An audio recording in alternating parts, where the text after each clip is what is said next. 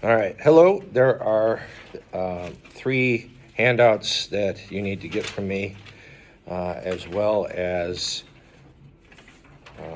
your fake quiz number 3 that is graded. We're just waiting here a minute for the line to die down, and then we will get started on slide number 7.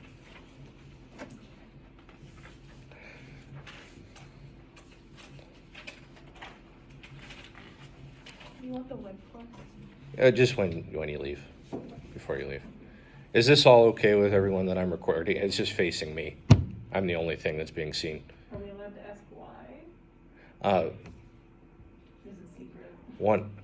one of your colleagues is under the weather, and I thought I'd be nice and just record the class. I didn't connect those 2 things. Yeah, I just thought it would be a nice thing to do. Yeah, that's nice. Yeah, all right. All right. No objections. Then we're going forward. All right. So the word pope comes from the Latin papa, child's word meaning father. I think we could have all probably surmised that.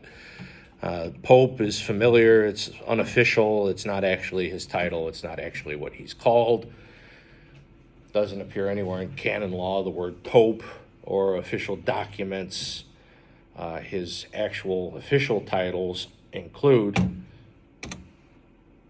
Supreme Pontiff, or Pontifex Maximus, Bishop of Rome, Vicar of Jesus Christ, Servant of Servants of God, successor of the Prince of the Apostles.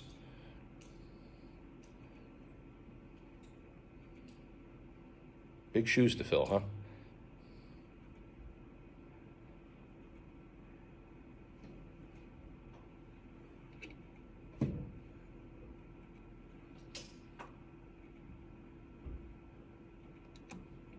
So this, anybody know who that guy is? Isn't that Benedict the 16th? Or is that John Paul II? John Paul II, Saint John Paul. In my defense, I think he was Pope for like the first 3 years of my life, and then he died, so like... Probably. He was one of the longest reigning popes in recent memory.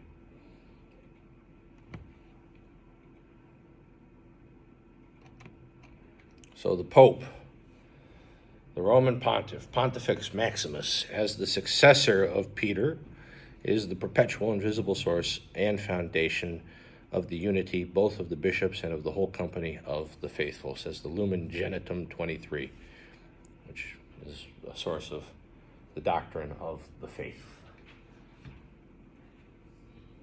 When he speaks just on issues concerning doctrine, we'll get to these handouts in a little while, he speaks with infallibility.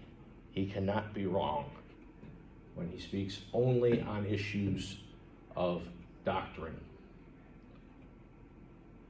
The current Pope speaks a lot about economics, carbon emissions, things like that. This is all good. This is all great that he's using his office and his platform to do those things. However, he would not have papal infallibility when he's speaking about that. So he has full, supreme, and universal power over the whole church, a power he can always exercise freely. I'll give that another second.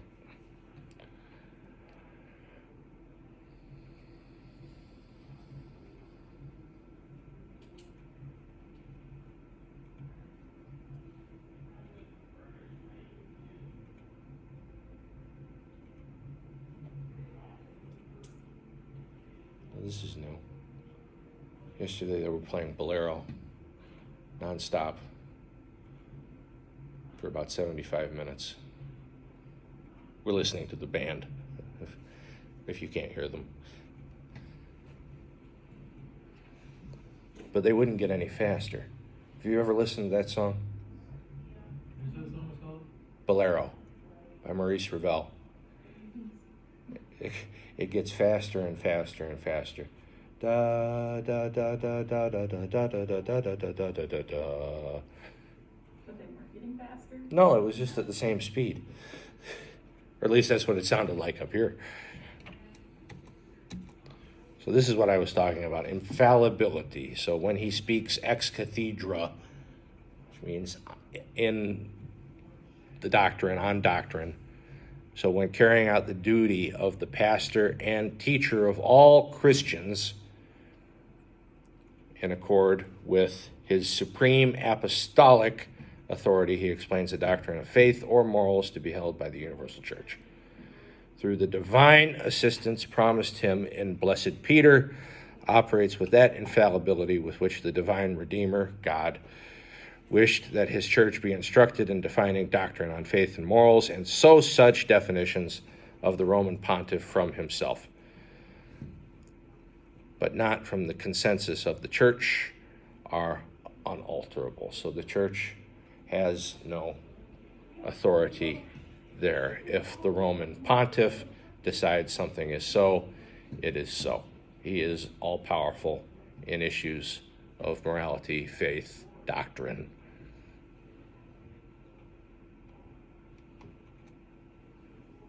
And again, the key phrase here is doctrine of faith and morals. If he starts talking about climate change, he can be wrong. No pope in a long, long time has claimed papal infallibility on an issue. So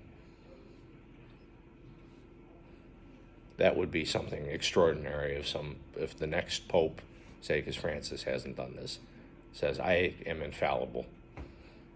I cannot be wrong. Because nobody's done it in such a long time. So we come to the College of Cardinals. Ella, can you tell me anything about the College of Cardinals? Cardinals, they're like the level above bishops. Yeah. They come together, they're the ones who vote for the new pope, and they do other things too, but that's kind of like the big food. Can a cardinal also be a bishop? I'm pretty sure they can. Yes, that is requisite for being a bishop. Or being a cardinal, excuse me, you have to be a bishop. So they're appointed by the Pope as advisors. The Pope has a lot of advisors, as we'll see in a minute. So in a similar way that the President of the United States appoints his cabinet, the Pope will say, hey, Ella, hey, Cal, you're a female, so you would never be a cardinal. I'm not, that's just the way it works in the Catholic Church. I'm not making that up. Yeah. It's, hey, Cal, you are now a cardinal. Congratulations. Bishop Cal, you are now Cardinal Cal. His Eminence, Prince of the Church, and all those other titles. So since 1059, it's been the College of Cardinals that elects the Pope.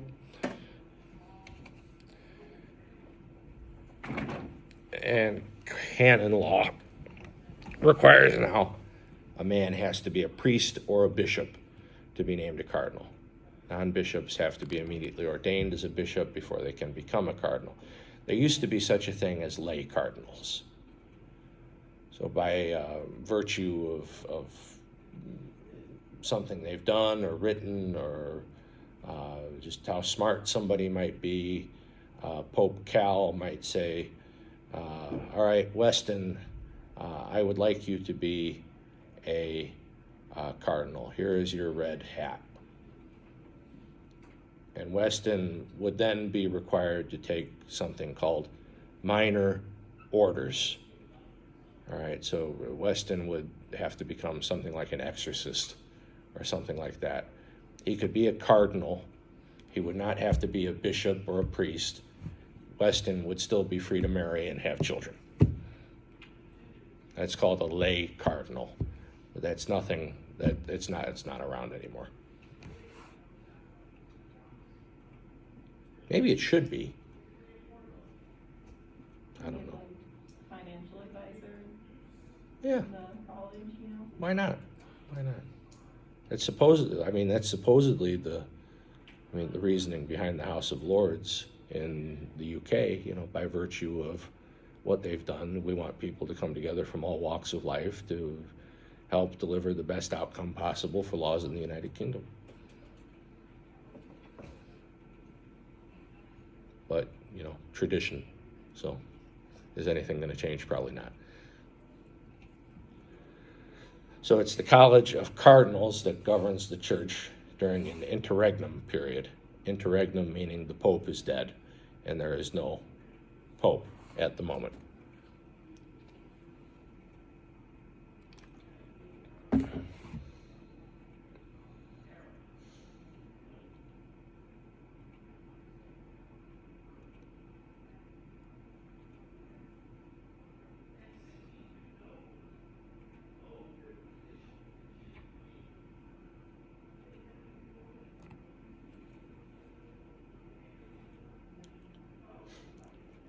Was late to my American government class, which is right before you guys. I felt so lame. It was the ultimate student excuse. I've heard students give a million times. I slept through my alarm. I guess it happens to everybody. At least it wasn't the fax machine. No, that was. I can show you proof of that. I mean, there is a. I did have to go do the fax machine. The fax machine was more aggravating than sleeping through an alarm, but oh well. So, if you're under the age of 80, you can take part in a papal conclave. So the size of this body is limited to 120. Right now, there are a total of 123 cardinals out of a total of 219 that are under the age of 80. Yes, I know what I wrote. Yes, that information is correct. Which brings us to article number 1. From the National Catholic Reporter.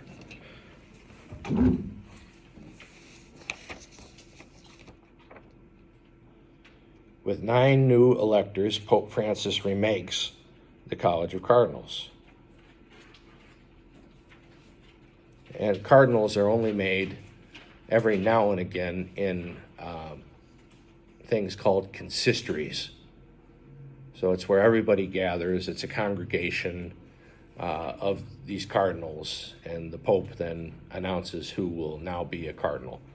So Pope Francis, in a surprise announcement, and I'm quoting directly from the National Catholic Reporter, just because this is being recorded and this is going to go up on YouTube and you get copyright claimed if you don't say stuff like that.